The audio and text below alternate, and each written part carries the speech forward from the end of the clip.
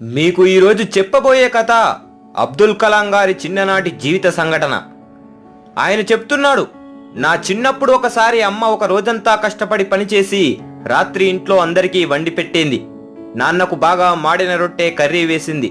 నాన్న ఏం పట్టించుకోకుండా తినేసి నా చదువు గురించి అడిగాడు.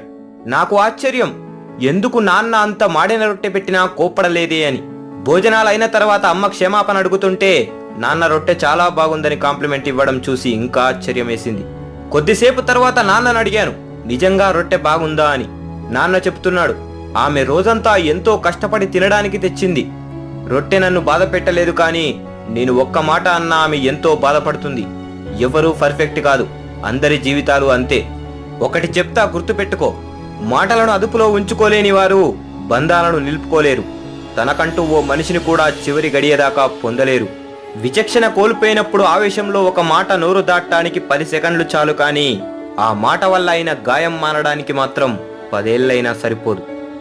ఇది ఎప్పటికీ గుర్తుపెట్టుకో అని నాన్నగారు చెప్పారు.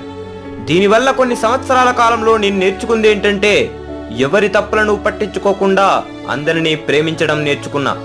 నిన్ను ప్రేమించే వారిని ప్రేమించు, నిన్ను ద్వేషించే వారిపై ఎప్పుడూ ఆప్యాయత కలిగి ఉండు. జీవితం చాలా చిన్నది, అనవసరమైన బాధలు ద్వేషాలు ఉండకూడదు.